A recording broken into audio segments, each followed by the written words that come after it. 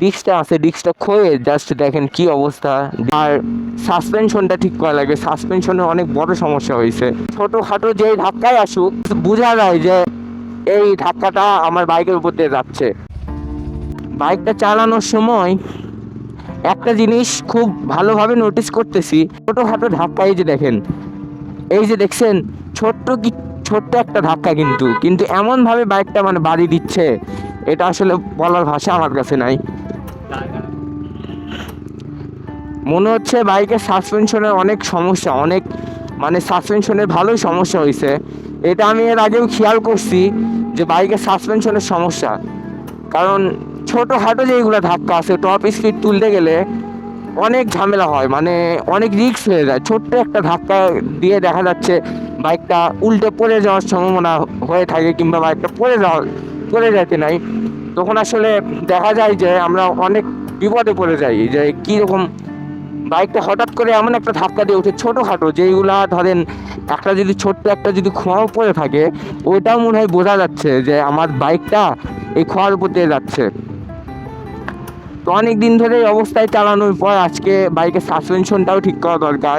এর মধ্যে আবার দেখি যে আমাদের বাইকের যে পিছনে ব্রেক প্যাডটা আছে, ব্রেক প্যাডটাও দেখি নষ্ট হয়ে গেছে।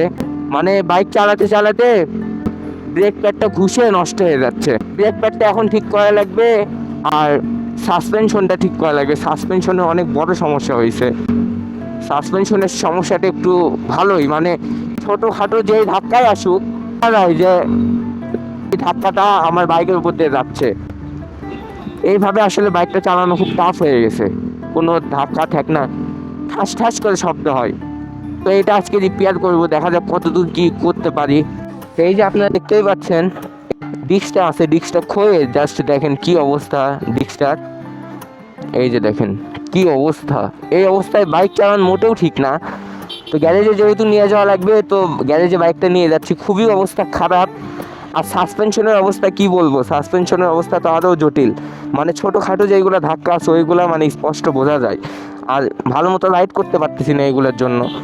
বৃষ্টিও চলে আসছে, চলো দেরি না করি রিফাত, চলো।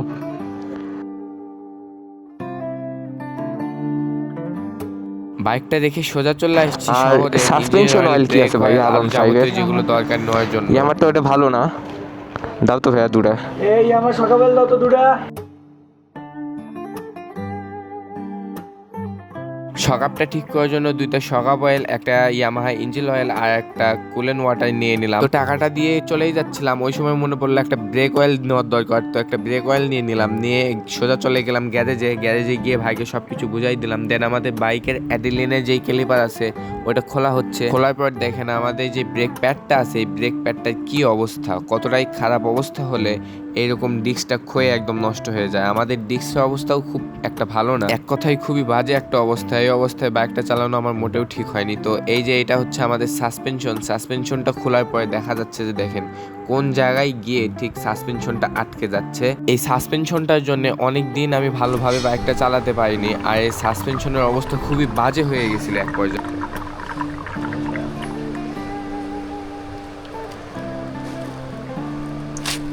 একটা সাসপেনশন থেকে অয়েলগুলো ঢালার পর আরেকটা সাসপেনশন থেকে অয়েলগুলো ঢালা হলো, আপনারা দেখতেই পাচ্ছেন অয়েলের অবস্থা খুবই বাজে।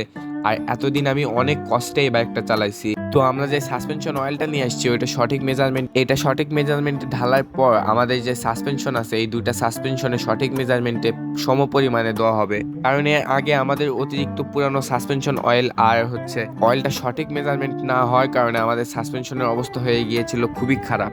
এখন বাইকের কাজ মোটামুটি শেষ, আমাদের বাইকের মোবাইলটা ড্রেন দেওয়া হলো। বাইকের মোবাইলটা ড্রেন দেওয়ার পর আমাদের যে পিছনে ব্রেকটা আছে এটা নিয়ে একটু কাজ করা হচ্ছে, এটা ঠিক করা হচ্ছে। এটা ঠিক করার পর আমরা সোজা চলে যাব বাসায়। আর আপনাদেরকে ইনশাল্লাহ নেক্সট কোনো ভিডিওতে দেখাবো যে আমাদের বাইকের সাসপেনশন ব্রেক এগুলো কি অবস্থা কিংবা কি পজিশনে আছে, আমরা চালানোর পর কীরকম ফিডব্যাক পাচ্ছি। তো দেখা হচ্ছে নেক্সট কোনো ভিডিওতে। এ পর্যন্ত সবাই ভালো থাকবেন, সুস্থ থাকবেন, আল্লাহ হাফেজ।